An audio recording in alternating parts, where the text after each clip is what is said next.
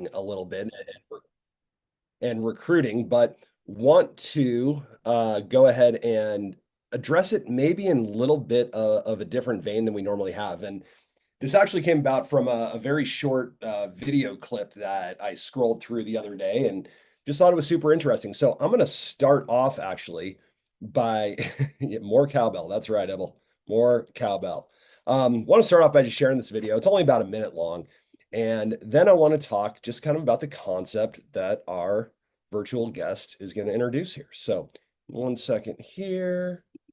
And I apologize, I could only find this as an Instagram video, so I can't go full screen on it. But you guys seeing what I'm seeing all right? Making sure. Okay, thank you, Bridget.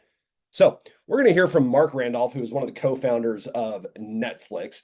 He's going to be talking a little bit about employee happiness. And so I'm just going to key this up and off we go.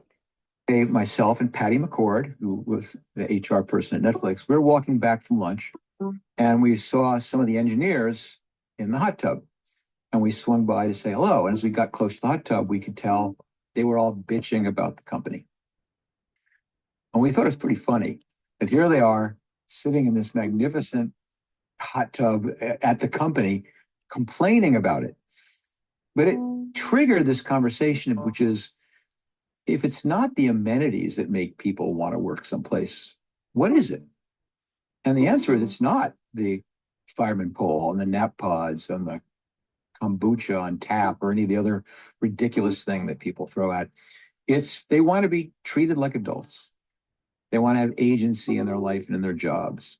They don't want to be told what they can and can't do. They want to be given a clear responsibility and given the freedom to achieve it. And that is such a huge unlock for Netflix.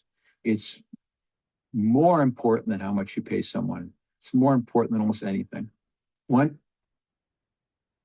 All righty. So, like I said, very short clip, but I think a lot to unpack in that realization that Mark shares with us there, right? Because, and I looked this up, I'm not sure exactly when this incident occurred. Okay, I know this video came out very recently, but I'm not sure exactly when he was referring to. But I looked up a couple of things just out of curiosity. The average Netflix engineer is paid about $205,000 a year. Okay, that's 83% higher than the national average. All right, so well compensated, right? They've got a hot tub in their office. Has anybody ever had a hot tub in their office or in their workplace before? I have. I'm cheating a little bit, but I worked in a lot of hotels. Okay, so I wasn't allowed to go into the hot tub, but it was there, right? So they're sitting in a hot tub, middle of the day, earning $205,000 on average a year, and they're finding something within that situation to complain about, to be upset about, right? So that begs the question, like he just said, what does it take for somebody to be happy in their workplace? And he talks about this idea of agency. So what is agency? Let's define it, because I think a lot of times we confuse the notion of agency with the notion of personal autonomy, okay? Autonomy, which we all possess, is the right to determine our own future, the right to make decisions in our own best interests, the right to choose one direction over another based on our personal values and what we hold to be true, okay? Everybody has autonomy. Not everybody has agency, because agency, unlike autonomy, agency is not a right.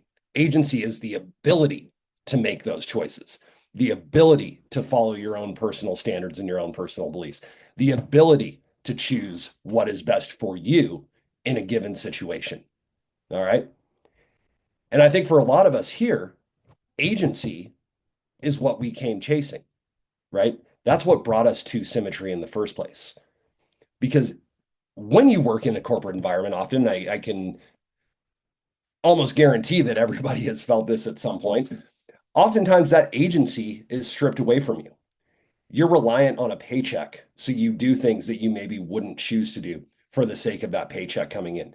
You need the security of that job because you have bills to pay and mouths to feed at home, right? And so a lot of that agency is removed from you in order to ensure that that paycheck keeps coming in week after week. All right. And the lack of that agency, more than anything else, is what drives us to find new opportunities, seek new opportunities to make an impact on our own terms rather than on the terms dictated to us by somebody else. Excuse me, I'm going to take a sip here really quick. You guys can tell I've got my, as Paige would call it, my sexy voice on a little bit this morning. So, oh, so reflecting on the idea of agency within the scope of symmetry led me to kind of want to talk about some of the components of what symmetry gives us through its system to allow us to have that agency and why it is so important when we are looking to recruit new agents into this business, when we are looking to build our teams, that we speak to agency rather than to perks. Okay. Because, and Tom, can I pick on you for a second? How many times in an interview do you find yourself answering questions about leads or about benefits or about compensation? Is there a base salary? How much am I going to have to spend on leads? Do the leads actually work? Right? We have all of these conversations throughout the course of our interviews. And what we find now when we start to consider what's truly important to happiness and success in a job is that we're allowing people to ask the wrong questions and we're tacitly permitting the conversation to go in the wrong direction by answering those, right? Because what we find when we start to speak to agency is that we attract people who truly understand the scope of the opportunity here. Remember, we are not in the business of hiring employees. We are in the business of seeking and empowering business partners, right? Those are the folks that we want to be working with. So when we think about personal agency, right, the innate ability to take the reins, to make choices, to act on them in a way that reflects our values, we can start to reframe the opportunity here at Symmetry in these conversations as something that's going to attract the person who understands the value of self-determination. So what are the elements of agency and how do they are they reflected here? Well, number one is goal setting, right? Having the vision to set meaningful goals and the ability to chase those. We just talked about goal setting in the last couple of minutes, right? What is that promotion guideline sheet if not a list of goals for every Symmetry agent? And we can choose to chase those. We can choose where and how far we want to go with those goals. Decision making, making choices that resonate with your values. I say this in every interview that I hold, right? We've got that slide. It says the ability to work for yourself, but not by yourself. That means that every agent at Symmetry from day one, from the day you get that welcome letter, you are the CEO of your own business. And as the CEO, you have the right and the responsibility to make the decisions about how you would like that business to move. However, you get to leverage the experience and the systems and the knowledge of 4,000 other people across Symmetry who have done that as well. So you don't have to go it alone, but you do have the right and the responsibility to make decisions about the future of your business here. Number three, initiative, proactively shaping your world and being the driver, being the person who says, here is where I'm going and here's how far we want to take it, right? Think about a goal setting call with a new agent. What reference, what analogy do we use so often? It's the GPS, right? We've all got our phone. It's got GPS, Maps app, Waze, whatever you choose to use. I use it all the time, right? But just plugging in the destination doesn't actually get me anywhere. That's what Symmetry is. That's what we are as uplines, as mentors, as agency owners, right? We get to be the GPS, but we offer agents the opportunity to be the driver in that system. You're the one with your hands on the wheel. You're the one with your foot on the gas. You're the one deciding how far, how fast you're going to go, and whether you're going to follow the instructions, right? Because we don't fire people for not buying leads one week. We don't fire people for spending a little less than maybe we recommended they should. We don't fire people for not dialing. Every one of those things, for good or for bad, is a decision that the individual agent, the individual CEO of their business gets to make. You have the opportunity here to choose to be successful. You just have to listen to what's being told. Self-efficacy, the belief in your ability to achieve your goals. Belief, one of our four cornerstones, right? We believe in the system. We believe in ourselves. We believe in the importance of the products that we sell. We believe that when we do this right, we can achieve any goal that we set. We talk about this all the time. When people leave symmetry, it was a crisis of belief. They didn't see it work for them. In the beginning, it's hard. Belief is difficult in the beginning here, right? Because you're doing something brand new. Dialing, probably a little bit uncomfortable. Having people metaphorically slam the phone down because everybody just presses the button, right? We don't actually slam the phones anymore. But having people aggressively hang up on you is difficult in the beginning. And all of that causes us to question our belief. But what do we always say, Tommy? In the beginning, borrow belief. Borrow the belief. It doesn't have to work for you in order for you to know it works. You can see enough other people working it. Believe in the success of others and use that to believe in the success for yourself. When I walk in the house and flip a light switch and the light doesn't go on, my first thought isn't that the entire power grid has failed. The light bulb burnt out, right? So if somebody hangs up on you, it's not that the leads don't work, it's that that wasn't the right person.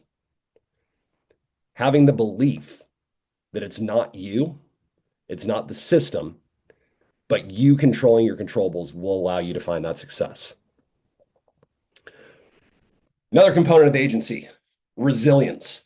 And this one's probably my favorite in everything that I was reading and talking about this week. Because resilience, strangely enough, and any parent on here is going to know exactly what I'm talking about. Resilience is something we're born with. But somehow, through school, through our careers, through working jobs that maybe don't satisfy us, that resilience starts to fade. We have to be taught how to give up. Watch a baby learning to walk for the first time. This has been my experience for the last couple of months, guys. So watching this little dude learn how to walk has been one of my favorite things in the world. But watch a baby learning how to walk, and you understand that giving up is a learned behavior, right? Because he doesn't just fall down and stay down and start crying because he's never going to get another step. No, he just gets himself back up, dusts himself off, shakes the carpet and the dog fur out of his mouth, and gets on with his day.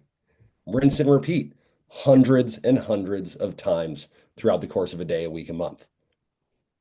See, children are born to be resilient. They're born to bounce back. They are imbued with this innate desire to always try again. And over the course of life, that starts to ebb, that starts to fade. We start to learn helpless behavior. We start to learn that nothing we do is going to make a difference. And slowly that narrative starts to eat away at our natural born innate resilience. Good news is, as with anything else on here, resilience is a choice. You have a choice every time you fall down to get back up or to stay on the floor. You have a choice every time somebody hangs up on you to take that defeat or to use that as motivation to pick up the phone and dial again. Personal agency, right? The innate ability to make choices. Can we choose to be resilient? Can we choose to stand back up over and over and over again because we rely on our belief? Another element of agency, accountability. This one's huge. The knowledge and the admission that we own our choices and our results. Anybody ever said this? I didn't dial today because I sat down to, and then the sun was, maybe not this specific example, but something like it. The sun was shining in my eyes and it was just uncomfortable and it was too hot in the room and I couldn't find a good place to sit. By the time I finally got comfortable, it was too late for me to pick up the phone and dial because 30 minutes had gone by and I always have to start my dials on the hour, right? And we blame every other intangible factor except for the fact that we didn't just choose, right? We made a choice in that situation not to do what we know would benefit us. Or what about you made a mistake on a policy, right? And that mistake maybe caused a client to get declined. Has anybody ever chosen not to call that client back? I have, right? Out of guilt, out of shame, chosen not to contact that person, let them know I screwed up. And that cost them their current price and insurance. And now we're going to have to go find something more expensive. I've made that mistake. I blamed everybody but myself for it. But ultimately, the fault lies with me. But here's the thing about owning fault is that it allows you to also own your success. When you win here, it's not because you have a great upline. It's not because the symmetry system is infallible. It has been broken and it has been fixed time and time again. When you win here and you're accountable, you own those wins. You alone own those wins. CEO, right? Big sign on your desk. Buck stops with me. So when you have agency, or excuse me, when you have accountability, it's another element of having agency over your business and knowing that win or lose, we're going to own our results. And lastly, influence. The power to share and shape your surroundings. The power to take your experience, I'm not even going to say power. Let's say the duty almost, right? The duty to share the keys to your success with other people. The obligation to help somebody else who's where you used to be and be able to influence their life and increase your impact. Because I don't care how hard Rafa works in the course of a week, there is a finite amount of families that he can impact, right? He has 168 hours in that week. But when Rafa hops on and shares the keys to his success with all 27 people on this call, and they start implementing it, well, how many more people are helped because of the influence that Rafa chose to share there? So to kind of sum things up, and I do want to give anybody else the opportunity to chime in on this, but to sum things up here, when we talk about symmetry, when we share our experience here, sure, people are going to want to know about things like leads. They're going to want to know about things like, do we have health insurance, and how quickly do I get paid, and all of these things. It's on us to show them that that's not important. What's important here are two things, right? Profitability and happiness. And the key to happiness in a job is acknowledging and seizing our personal agency and taking control and owning everything that we do every single day. And that's the story that we need to share with people who are looking for the same thing. That's the story that we talk about when we try to find the pain point that's causing somebody to want to walk away from their career or their other job. We share the possibility of agency. We share the possibility of self-determination and of taking control of your own future. So with that, guys, Tommy, Bridget, Paige, anybody want to chime in here, or should we wrap this thing up and let everybody on about their day? Just real quick, Connor, because that was so good. There were so many good points in there, and that's a great topic. But just to kind of distill it down to, I think one of the simplest things that I always think about is building resilience. That helps you no matter where you are. And how you do that, the point about, baby learning to walk, or think about when you tried to get good on riding a bike, right? I mean, how many times did you crash? Did you were just like, oh, I'm good. You figured it out. But building resilience, first and foremost, you can do through personal development. It's just a core thing that helps you with all the curveballs that life has for us, and they'll keep coming.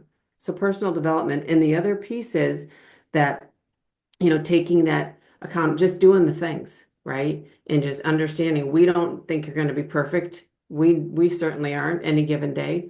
But think about a time when you were not good at something, even most recently, and you had to just do the things. And it felt good when you finally got it, right? So having resiliency just allows you to take the gut punches that'll come, and they will here in life. So I love it. I think of two last things. One thing Marshall always said, because you said, Hunter, it's not the lead, it's not Marshall Whalen, top guy in our group here, always says winners will always find a way to win. Doesn't matter. I mean, you want to talk about the perfect soil, perfect climate. Yeah, this is it. But winners will always find a way to win. And the other 10 words that I've been told by my mentor over years and years is the most powerful 10 words are, if it is to be, it's up to me. That's it. So I love the topic. Love it. I love it. If it is to be, it's up to me. That's awesome, Bridget. Thank you so much for jumping in with that. Yeah, Ibel, what's going on? I also love the topic, but I wanted to share something I scrolled past on Instagram this morning because I like to do that while I'm on my treadmill. And it was a diagram of planes that had come back and survived World War II, and all the little red dots on this diagram. So like imagine like a little plane, right? And all these little red dots are places where they got shot and they came back, right? They said, oh, well, maybe we should reinforce those areas in order to, ensure plane survival. But then a really smart guy whose name I don't remember said, no, no, not those places, because those are the places people got shot at and survived. All the other places in there is where we need to reinforce it. And a lot of it was engines, the main body, the front cockpit area. Those are the places that need to be reinforced. So when you're talking about agency and resilience, you can always find a bad review of anything because you're along with all the good ones. And especially when it comes to recruiting, Hunter, we're talking about the opportunity that this business is. And some people are looking for all the little bombs that went off, all the people that didn't make it and why it didn't work out for them. And they're basically lacking all of these things. They're lacking that resiliency. They're lacking that initiative. They're lacking that accountability. Those are the things that are going to help you survive and make the best of this opportunity. So we can always find those, but that's what we need to reinforce. So we need to, that belief and everything. That's why the personal development is so important. So really just if focusing on, what may have gotten somebody, right? Can't think of her name. Sarah Reineke says that the four cornerstones and the four keys to a successful week are the eight, weapons in your business. If you have something going on that's not working, one of those things is getting you. So those are the things you got to reinforce every time. So I thought it was really cool. So I kind of wanted to share it. If you've seen that video, I may have butchered the analogy a little bit. But I just thought it was really appropriate to what you're talking about, Hunter. Yeah, thank you. No, I love the visual, and it's so right? We try to sometimes we just end up focused on the wrong things, and we got to take a step back and have a little clarity. But guys, gonna wrap things up here. Leave you with one th final thought today. If nothing else, reflect on the amount of control that you have over your life from day one of joining Symmetry. Nobody else is dictating your business to you. You have the opportunity to go out and make it what you want, right? Think about those other people in your life who would benefit from having that agency. Go out and share the opportunity. Have a great Monday, everybody. Enjoy this last week of January, and we will see you